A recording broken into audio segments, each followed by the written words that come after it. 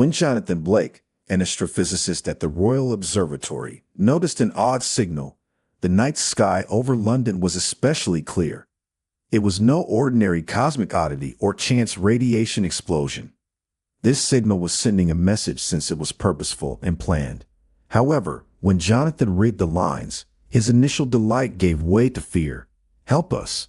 There is an invasion taking place." It was an urgent beacon of a signal.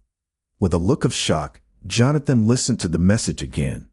The repetition of the message made it clear that someone or something required assistance.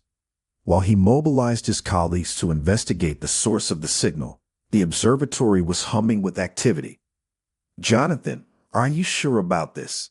His longtime colleague, Dr. Sarah Caldwell, inquired, her eyes wide with a mix of nervousness and enthusiasm.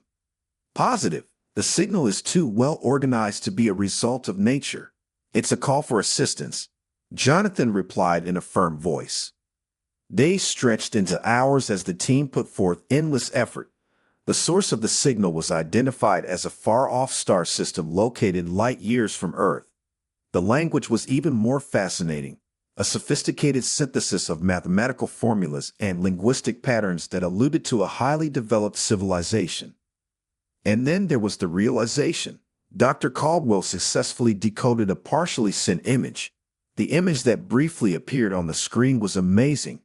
A humanoid person yet had characteristics that made it unlike any other human. She had dazzling blue skin, liquid silver eyes, and an ethereal light crown. She had a look of anxious hope on her face. The message said, "My name is Princess Serafina of the planet Zylaria. An irrepressible force is laying siege to our world. We require your assistance." The group fell silent in shock. The ramifications were astounding. They made contact with an alien civilization and begged for help from humans. Taking a deep breath, Jonathan turned to face his co-workers. "This has to be brought before the highest authorities. The world must be aware." It was the first ever meeting of the Interstellar Council. Global leaders gathered, setting aside their daily disagreements in the face of this historic occasion. The Princess Serafina's cry reverberated across the auditorium as the broadcast was played. "We are a peaceful people," she said once more. "However, the invaders' technology is superior than ours. They are a vicious race that obliterates everything in its way, and they go by the name Drakari. We've heard about your strength and resourcefulness. Help us rescue our house, please." The argument broke out in the room. While some called for quick intervention, others were more circumspect, believing it may be a trap or have disastrous effects for Earth. In the middle of the confusion, a choice was made. A team would be dispatched to Zylaria to evaluate the circumstances and see whether aid could be offered. The assignment was assigned to Jonathan, Sarah, and a selected team of highly skilled professionals.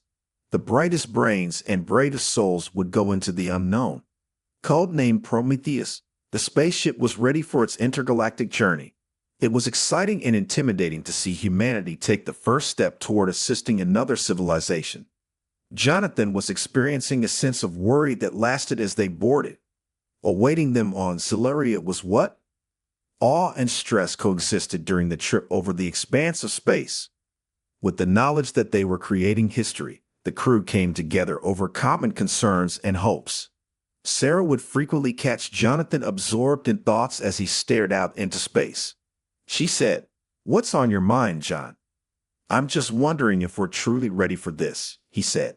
"We're stepping into a conflict we barely understand, for a people we've never met." Sarah gave him a comforting pat on the shoulder. "We'll try our hardest. All anyone can ask for is that." The excitement among the crew was clear when Zylaria emerged into sight.